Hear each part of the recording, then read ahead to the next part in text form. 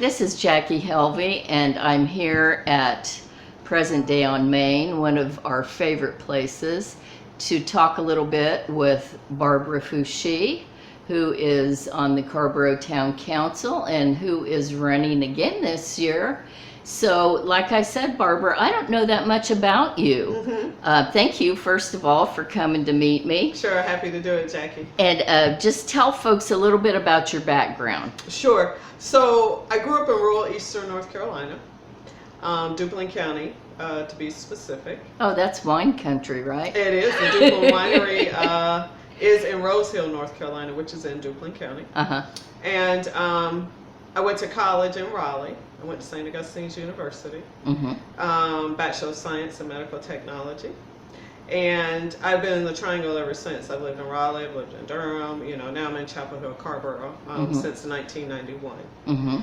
And my main thing in the community has been community engagement and activism prior to deciding to run for elected office in 2017. What do you do for a living?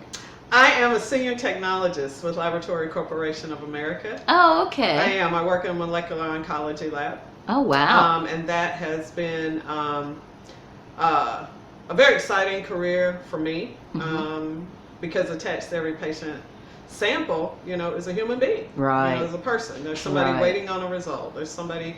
I work in a cancer lab, so all of our patients have cancer. And so it's just even more imperative that we get that testing right the first time. And we don't That have must to do be kind of rough, too. I mean, it looking at is. that on a daily basis. It is, and specifically for me, it's gastrointestinal cancers. So literally every patient has some type of GI cancer, unfortunately. And that's about the worst kind you can get. It's pretty bad. Yeah, it's pretty bad. And so that's all I've done all my life. I've always worked in some type of laboratory. I've worked in research labs, I've worked in quality control labs, and now I'm in a clinical testing, and I've been at LabCorp for 21 years. Oh, wow. Yes. And so I love the work. It's very independent work, it's technical, and it does require a very high level of expertise, organization. It definitely is a skill set. So yeah, so that's what I do in my day job. Right. So, how long have you been on the Carrboro Town Council?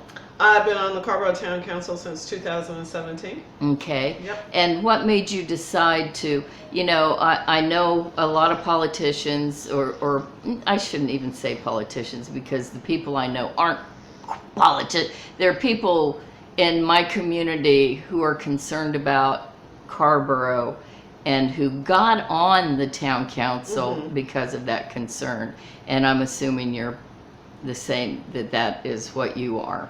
Yeah, and so like I was saying earlier, I've done a lot of community engagement work, a lot of activism work around different causes. Chapel Hill Carrboro NAACP, I served on the OWASA Board of Directors, I was a mentor, a lot of service work through my sorority, Zeta Phi Beta Sorority Incorporated. And so I was doing a lot of that engagement, community service type work.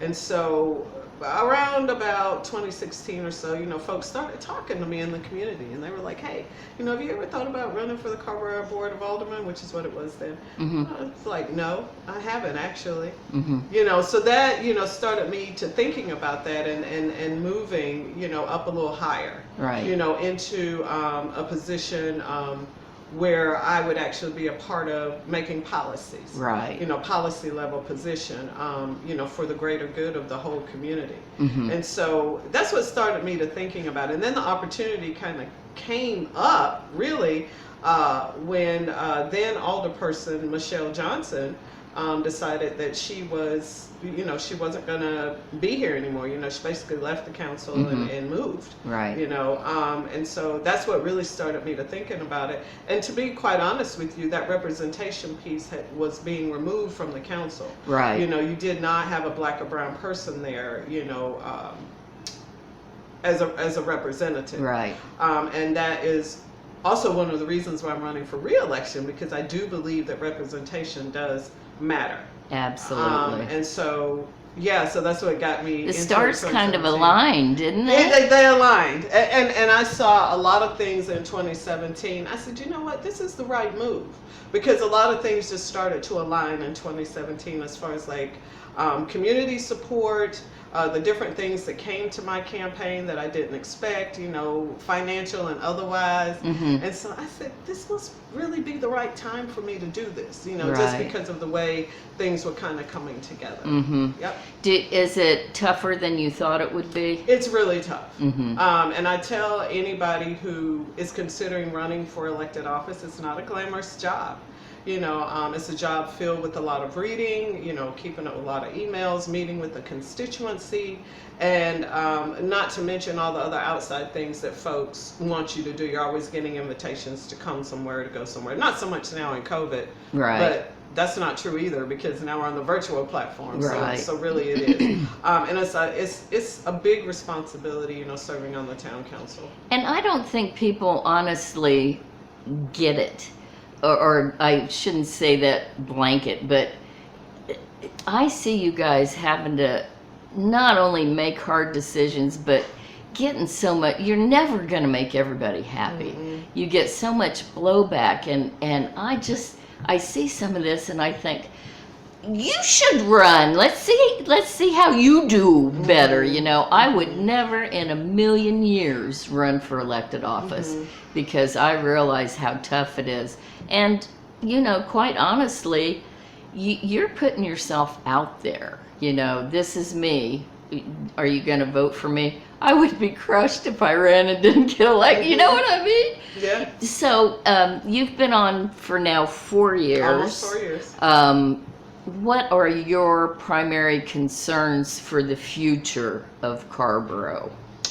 Oh, wow. So yeah, seeing some of these projects through that are in motion now, such as the 203 project, which is the southern branch of the Orange County Library, along with some other different uses that will be in the building. So getting the ground, you know, broken on that project. Our comprehensive plan process is going, which I think you're on the task force, Jackie. And so that's moving along, so seeing that to completion. You know, also our environmental justice and climate change mitigation, continuing to implement that through our community climate action plan. You know, the housing, you know, is still an issue. And that's tough. Housing and affordability in the community is still a big issue. How do you do that, you know? When this area is named the best place to live, so how do you make it affordable for people like me? So from the housing perspective, we have an amazing Affordable Housing Advisory Commission that's led by Quentin Harper, and the advocacy there is very high level.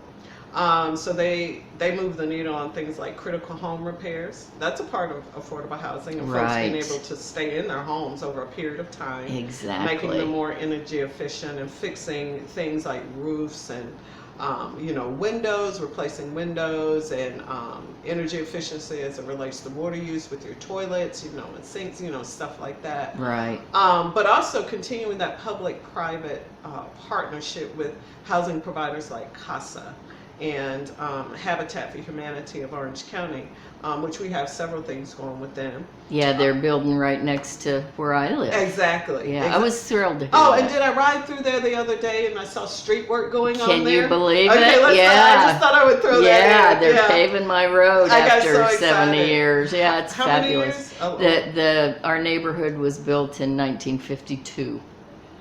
Can you believe that? Yeah. And I want to thank you for your part in moving that forward. Sure. I got really excited. I rode through there the other day. And I was Just like, don't come up the hill. It's a mess up there right now. Yeah. But soon it'll be paved, and oh, what a blessing that is. Really. Yeah. I was glad to be a part of that.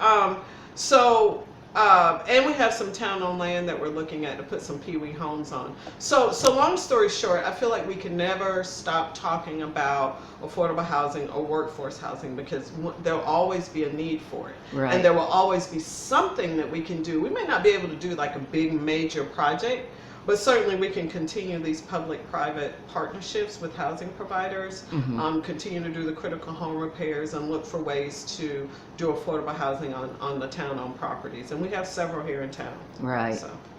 Well, all I can say is thank you, because I know what it takes to be an elected official. I mean, not personal. I understand, I should say, Mhm. how hard it is for you folks who represent the town. You make a lot of tough choices. Yeah. And I think y'all have been doing a great job at it. So, Well, I appreciate that. Yeah, I appreciate yeah. that. That means a lot.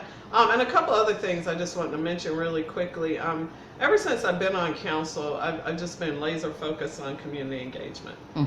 Just pulling the faces in and the voices in that have not historically been at the table or Right. even in the boardroom. and y'all have been doing a great job And of that. I think we have been working really hard, and I'm proud of that work. And another thing I have my eye on is the support of our local business community, especially just in general, but especially post-pandemic. There's the ARPA funding that the town will be receiving, and we look forward to using some of that funding as a resource for our local business community in whatever way that they need it. Just really, it just was depressing to me to see Elmo's leave, Oh, I know. to see Townsend and Bertram leave. Oh, I know. And all these other businesses in our community that had to close their doors. They were going to close them eventually anyway, but it was early. Yeah. Elmo's would have still been there for sure. Yeah. Townsend and Bertram, right? And a few others. So, we want to continue to support our local business community so that we don't have to close any more doors. Exactly. And Tyler's. Don't let me forget about Tyler's, that whole block right there. Yeah. Right? And so now also bringing into the equation BIPOC businesses, like Present Day on Main, for example, which is where we are now. Right. 401 Main and some of these other businesses that historically have not been included when you talk about our community businesses, right? Right. So we want one business community, right? Exactly, And to come yeah. together for mentorship, sharing resources, one business community. Yeah. Yep. Well, that's fantastic. And thank you so much. It's great to see you. You as well, and thank you for having me. You're welcome.